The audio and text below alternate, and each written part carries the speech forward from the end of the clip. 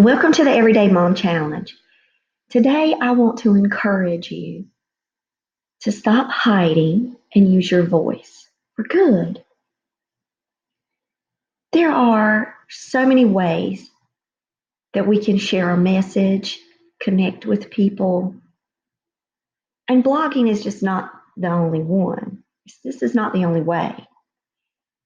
But if you have always been passionate about writing, this might be a platform that would be good for you. And I know people are Facebook Living now and they're doing the Instagram Lives and video and on YouTube. But there are still some of us out there that love a good old blog, love to follow that and read and catch up and see new perspectives and gain insights or just a word of encouragement. So you could talk to one camp and they'll say, well, blogging is kind of going away. Then you've got us tried and true that, and especially me as a blogger, I love it. It's therapeutic for me.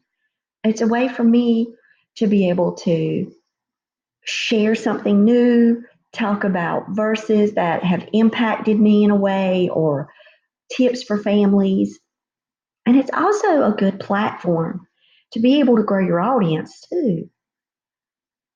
The reason why I love blogging, not just because it's a way for me to journal and share with the world, but it's because I can reach people from just different places all over. That's the part that I like. People that would have never found me probably on YouTube, they can find me on my blog.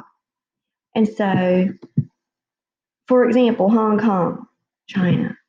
But if you go to some of the different days, you'll see that it's from all over the world.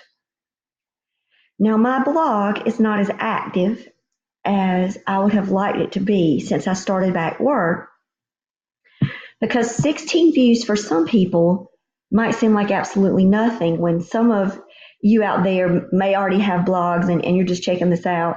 You may have hundreds and thousands of views and a large following. But it takes work and it takes building your base, and it also takes consistency.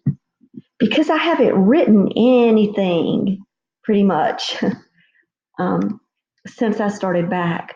Over the summer, I was getting a lot more hits because I was daily blogging. But with my teaching schedule and my homeschool schedule, sometimes, and the carpool, going here and there with the kids with their activities, the blogging kind of slipped away in the month of August and September. But now that I've gotten into my groove, now it's time to pick things back up again. And I think I might be doing this video more for myself, to challenge myself to continue blogging. But I just want to share with you just how easy blogging is. So if you go to WordPress.com and create your new blog, I will let you know that it is as simple as 1, 2, 3. Like, I don't even know how to describe to you how simplistic this is compared to other sites. And now I'm not getting paid by WordPress. I wish I was. But I've actually talked through people. One person I talked through doing Facebook Live on how to set up their own blog, and gave them all the tips. If you would like that kind of, it was through Facebook Messenger. If you would like that, you can go to my Monarch Educational Services Facebook, and I can help you as part of my life coaching, help you set up through our author services a blog and teach you how to do it and give you tips, personalized tips. But it's so super easy. You just follow the steps. You see, I'm sitting here on one that I finished before. What I love is that they have a lot of free images that you can choose. Then you can come over and make it your featured image. So you just click and set featured image, and look at all the different images that I've chosen. And these are either images that I've uploaded, that I've created on Canva, or images that have been free on the WordPress site for me to be able to use. So you just come in and you type what you like. The block quotes are really fun because it separates them. I do italics, bold. When you get to the end of the block quote and you think that you can just keep entering and it pops you out, it doesn't. Just go back up here and do that and it'll pop you out. But I have Grammarly too, as you guys can see, so it also works on here. When you have a blog, this shows at the bottom a genius way that you can connect your readers to some of your other sites that you're doing. So let's say you're making a YouTube video and you want to share that YouTube video on that similar topic, but they can get more information or see you, or you're doing your podcast on that, then you can link everything right there. That's what I love about it because, oh, and there's me and my boys. But the sharing tools that they have, you can go ahead and have it very easy so that way you don't have to remember who or where to share it out at. I do copy the links because I have multiple Facebook accounts. I have a Jen Lowry Writes, I have a Monarch Educational Services, I have an Everyday Mom Challenge site, then I have my personal site. And so I do share them out. Oh, I just got a message. Well, hey, I'll get with you in a second. So I would like to encourage you to consider some of the different tags because when you are working with blogs, tags can help draw people in to what you're reading. And this is something that I am now going to challenge myself to do because I'm so busy, but I get up super early on Saturdays and Sundays.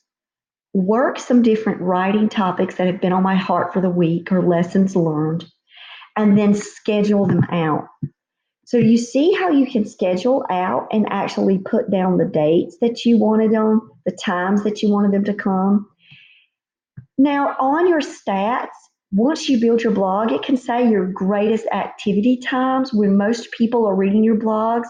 Of course, it's going to be like for me, it might not be that I say of course because that's not true, but for me, it's usually around 7 o'clock at night when people get to read my blogs. They've settled in, it's been after dinner, and they'll start scrolling through their phone, and then they'll get an email, and it'll be from my blog. Because what's beautiful about WordPress, and it's probably typical with a lot of sites, but if somebody subscribes to your blog, they get an update every time that you post something, and it will go to their email. And so you say, well, how do you get more subscribers? Well, first, just write your blog. Creating your blog, when you get onto the site, and I don't have a dummy one set up just to show you. If you want me to work with you on it, though, we can start fresh with you. But they have so many tutorials on WordPress that you can really do this on your own. Think about the name that you want your blog to be. So my friend, when we were working through her blog, her tagline is "Make Jesus Famous," and she had that domain name free. It was available for her. Now, my Everyday Mom Challenge 3, that was a domain name that I chose because my blog connects to my ministry platform, and my ministry platform is Everyday Mom Challenge. That's what my YouTube channel is. So I wanted things to be consistent. So when you're thinking of it, don't just jump on and just say, hi, my name's Slim Shady and do a blog because, unless that's what your platform's going to be, and then you might have an issue with M&M. But I want you to really think about the name of your blog. Because then, if this is your first platform, you're going to build a Twitter, you're going to build TikTok, you're going to build, YouTube all around that name. So try out your name, then try out your name on the different platforms, and then hit go and start building and start spreading the love of the Lord, encouragement, positive messages out there, and just spread hope and joy in a world of darkness. Because we have so much that we can say that can help and inspire people. I love that we all have unique stories.